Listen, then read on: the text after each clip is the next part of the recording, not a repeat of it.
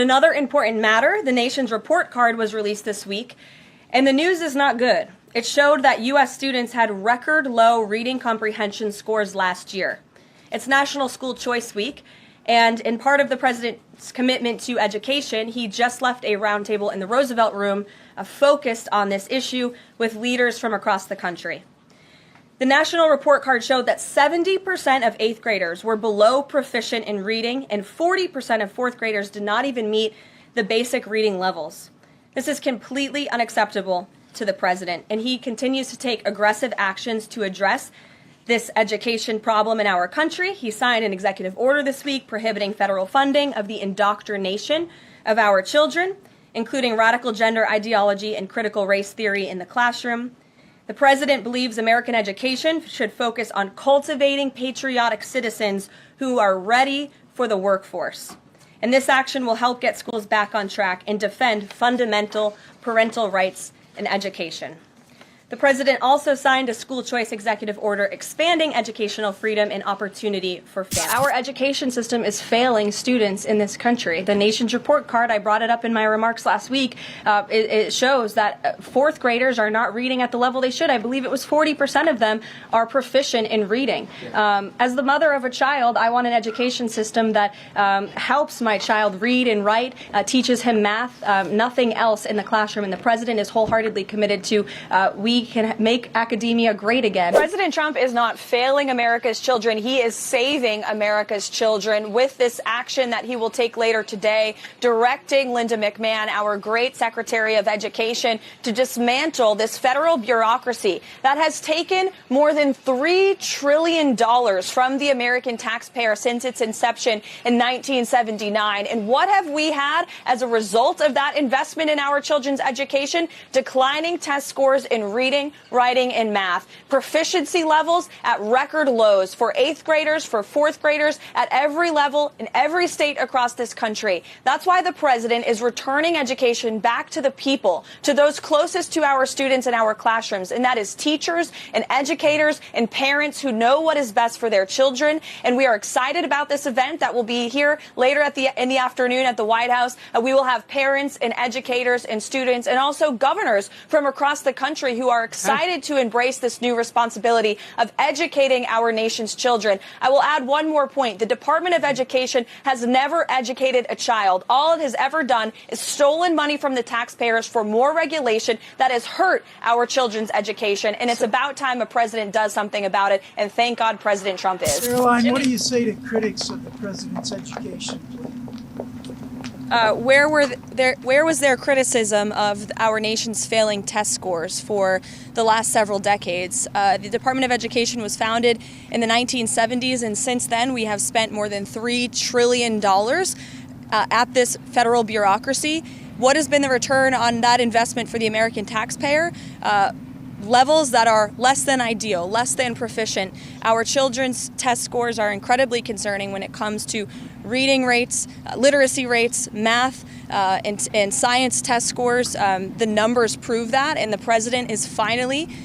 president is finally taking much needed action to return education to where it belongs, and that's to educators closest to students in their classrooms in their respective states. We're going to have a great event here later at 4 o'clock. There will be students here, teachers here, parents here, educators, and of course governors from around the country who are very excited about taking on this responsibility to educate our nation's students. Who's going to run federal student loans?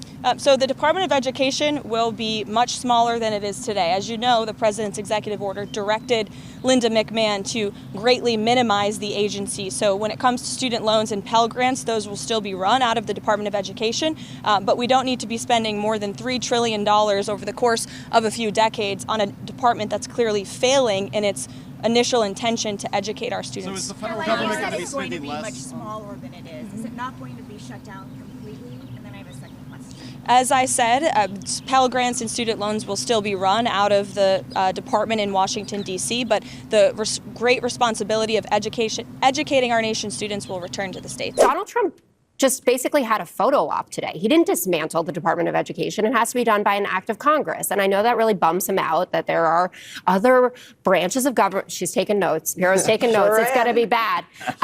But what he's doing is making life really hard for the DOE to operate. And that's going to have a big effect for sure. Randy Weingarten, and I've said many times, I'm not a tremendous fan of hers. What she is making clear in that interview is that the curriculums are actually set on the state level. So when you look at the lowest ranked states for education, least educated places like Arkansas, places like Mississippi, West Virginia, run by Republicans, that's on them for that. That's not on her. She's not setting the curriculum. What the DOE does and why it was created by Jimmy Carter and why probably you can't get Democrats at least to vote to abolish it is that it's a funding and civil rights enforcement organization. And when I hear Republicans out there talking about their plan for education in America, I don't hear them talking about making sure disabled kids have access to a public education. I don't hear them talking about impoverished. Because we're against it. I know you are. Thank you for admitting it in such a public forum. They want to end up privatizing it. They want a voucher system, which means that kids who can't get to those schools, don't have enough money to, or frankly want to go to public schools, won't have access. And they also have all of these religious kooks, like the superintendent of Oklahoma, who wants to spend millions of dollars on Bibles for the schools, Trump Bibles, because it's all a grift. They want to make it private. They want to make them religious institutions. And that goes against what you're supposed to do in America. So does it need reform? Does it need to be made better? 100%. But come on. Republicans have been trying to dismantle the public school system for decades, and then they blame things like wokeness and liberalism. We can't have our students learning things. We can't have our populace being prepared to participate in the present and future workforce. No. We got to privatize everything. You know how Republicans do. I mean, essentially all the Republican Party is the springboard for the wealthiest in America, for corporate America. They want to privatize everything. They're trying to privatize Social Security, Medicaid, Medicare, anything that people rely on, anything that people can benefit from to even the playing field, to make society more equitable. We're not talking about equal all across the board, which is another attack that they make. Like, you can't make things perfectly equal. No, but we can make them better. We can make them closer to equal. But look, listen, I mean, in no way does America benefit from making the populace less educated. We already can barely read. 54% of American adults read at or below a 6th grade level, 5th grade level, something like that. I mean, look at what just happened in the last election. People have absolutely no idea what's going on in this country. We don't know how things function in this country. Republicans just want to go ahead and take that away. Ever since the Department of Education was founded, they've been trying to get rid of it. Bring it back to the states. Like, okay, let's bring everything back to the states and destroy our future so that rich people can get richer.